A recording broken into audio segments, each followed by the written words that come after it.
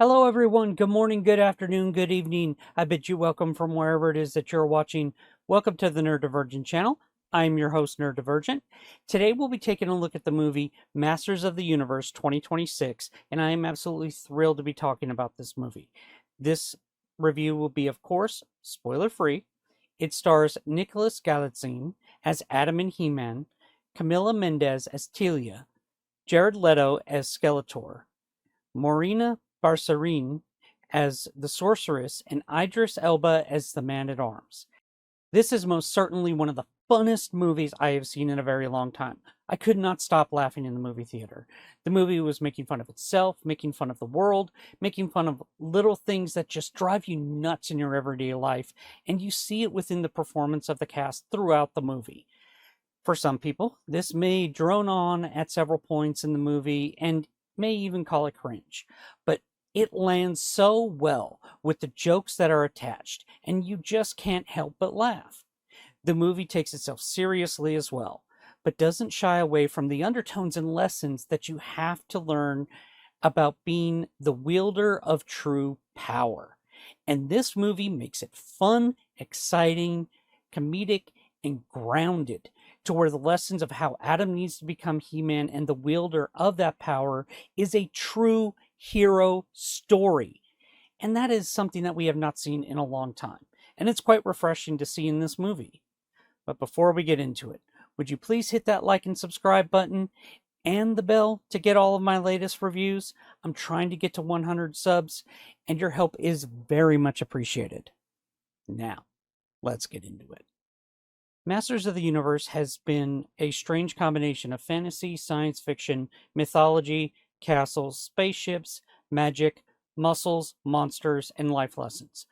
On paper, it sounds like somebody dumped their toy boxes onto the floor and decided everything belonged to the same story. And somehow, that is why it works.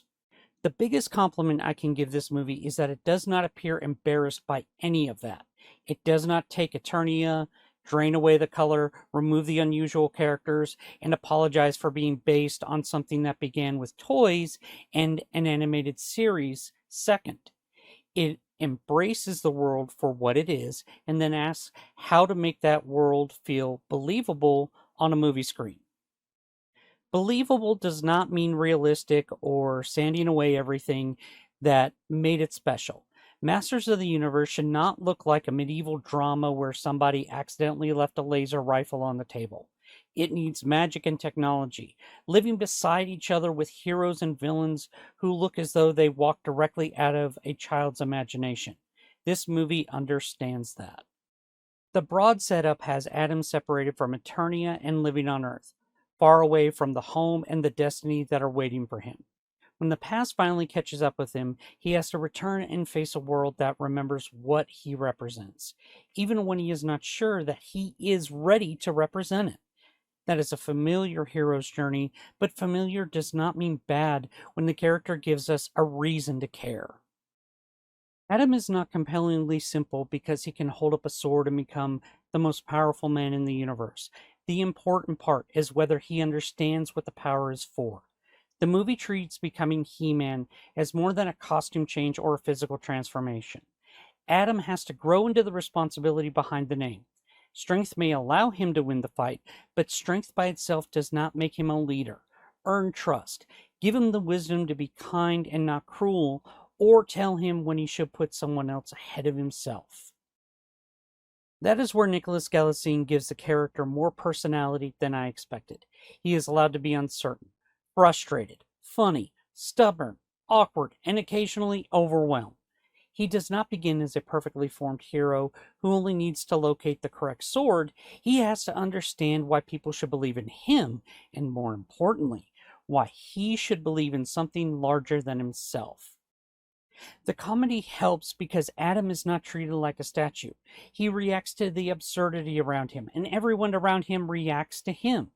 Some jokes go on longer than necessary, but the cast commits so completely that even when I saw the joke coming, I still laughed. And there are moments where the movie seems to look directly at the same iteration of modern life and say, yes, that annoys us too. It gives us the humor in a surprisingly grounded quality, inside a world where almost nothing should feel grounded. Camila Mendes as Teela is especially important because the movie does not treat her as somebody waiting for He-Man to arrive and solve every problem like a damsel in distress. She is capable before Adam returns, she understands the danger, she has her own history in this world, and has every reason to question whether Adam is prepared for what is being asked of him. Teela can challenge him, disagree with him, and still stand beside him when it matters. That is refreshing. Their chemistry works because they are both allowed to be strong without every conversation becoming a competition over who is more heroic or deserving. Idris Elba brings exactly the presence that you would expect for the Man-at-Arms.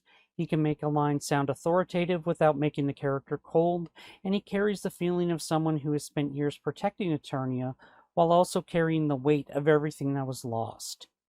His Duncan feels like a warrior, inventor, father, and teacher. He represents the strength Adam still needs to understand, experience, discipline, loyalty, and the ability to keep going when the symbol everyone was waiting for is nowhere to be found. Now, I know some people are upset about the Man-at-Arms being race-swapped. However, Idris Elba does a very good job at playing the character. He is somebody who was cast and is perfect for the role because they didn't make the role stupid or unauthentic from the character from the source material. He is the Man-at-Arms. And when you see him play the character with such gravitas and humility with the wisdom of a warrior, he pulls it off exceedingly well. This was the best casting choice and not done to undermine the character or story. Morena Baccarin as a sorceress brings dignity and mystery without feeling disconnected from the more powerful parts of the movie. The sorceress could have easily become the character who only appears to explain magical rules, deliver warnings, and then vanish in a cloud of important-looking smoke. Thankfully, she feels connected to the emotional and spiritual side of the story. Castle Grayskull is not treated like a convenient battery for the superhero. It is part of the legacy with a cost as well as a reward. Then we have Jared Leto as Skeletor. Skeletor is difficult to bring into live action because he must be threatening, theatrical, cruel, and strange enough to remain Skeletor.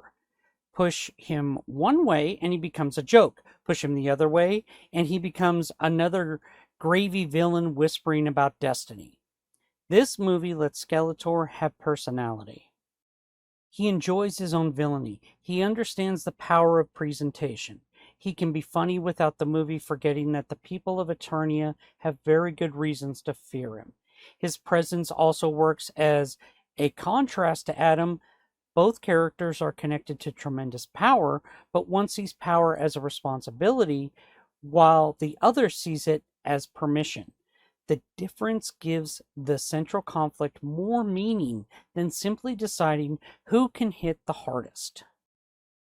Visually, this is where the admiration for the source material becomes impossible to miss. The costumes, weapons, creatures, locations, and vehicles have been redesigned for live action, but they remain recognizable.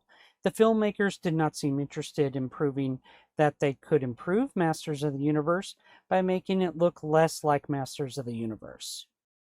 There is color here. There are broad silhouettes. There are unusual faces and pieces of armor that look as if they were designed to be remembered. Eternia feels like a place where ancient stone, advanced machinery, sorcery, and wonderful impractical weapons have existed beside one another for centuries. That is exactly the balance this world needs. Some visual effects are more noticeable than they should be. A few environments lack the weight of the physical costumes and sets, but the design is strong enough that it was usually looking at what the movie created instead of its scenes. The action is easy to follow, the characters have different fighting styles, their weapons matter, and larger sequences leave room for personality. It is not just two walls of effects crashing together while the camera hides who is winning. Most importantly, the movie remembers that He-Man must be heroic. That may sound obvious, but many modern adaptations seem afraid of simple heroism. Every good character must be broken, ashamed of what they represent, or surrounded by a story that mocks goodness. Adam certainly has doubts and flaws, but the movie does not treat his desire to help people as childish. It treats kindness, courage, restraint, loyalty, and sacrifice as qualities worth developing. The lesson is not that Adam becomes worthy because he is stronger than everyone else. He becomes worthy when he begins to understand that true power is measured by what you protect, what you are willing to give, and what you choose not to do when nobody could stop you. That feels completely at home in Masters of the Universe. The original animated adventures delivered moral lessons with all the subtlety of Ram Man going through the door, but those lessons were part of the series. The movie updates that idea by building the lesson into Adam's choices instead of stopping for a speech to the audience. Although, to be fair, a lot of the comedy and pacing of the movie is a little bit off at times, but it has good tempo overall. The characters feel natural in the timing, and you get a lot of visual comedy that is usually left to video games or animated movies as a rule. This movie blends it seamlessly, where even when Adam is giving the only speech in the movie, it doesn't feel out of place for anything that has been built on or comes after that scene. I won't go too much further into the story because this is a spoiler-free review, except to say that this is a movie made by people who understood why fans cared about these characters in the first place.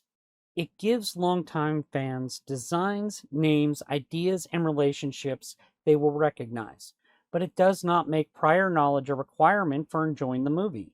You don't need to arrive carrying an action figure or a checklist with a complete history of every version of Eternia.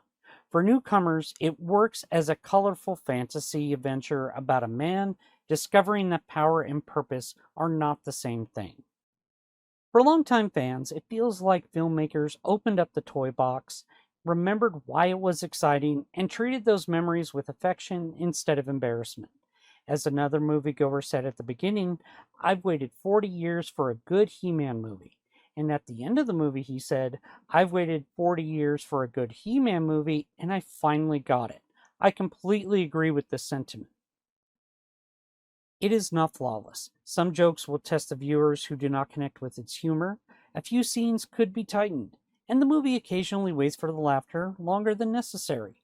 But I would rather see a Masters of the Universe movie with too much personality than one with no personality at all, or delivering a message and not making it about Eternia and He-Man. Now, you're probably wondering at this point of the video, would I recommend this movie? Absolutely. I give Masters of the Universe 2026 a solid 9 out of 10. My wife and I would love to see it again. I recommend, though, seeing it in a theater, especially with an audience willing to laugh and enjoy the adventure. It's colorful, energetic, heartfelt, and more confident in its identity than I expected. It understands that respecting the source material does not mean copying every frame or refusing to change anything. It means understanding the spirit of the world, the characters, and the ideas that made people care. This movie understands that spirit. I know that He-Man is not only about having power. It's about becoming a kind of a person who can be trusted with it. Let me know in the comments what Masters of the Universe means to you. Did you grow up with the original action figures or the animated series? One of the later versions, like the 1987 movie? Or is this your first trip to Eternia? Please let me know down in the comments if you'd like for me to do a review of Masters of the Universe 1987 edition. And before leaving, would you please hit that like and subscribe and the bell to get all of my latest reviews? I'm trying to get to 100 subs, and your help is very much appreciated. Please look at my gaming channel over here at Nerdivergent 199 Gaming here on YouTube. The link is in the description. With that said, we'll see y'all at the next one.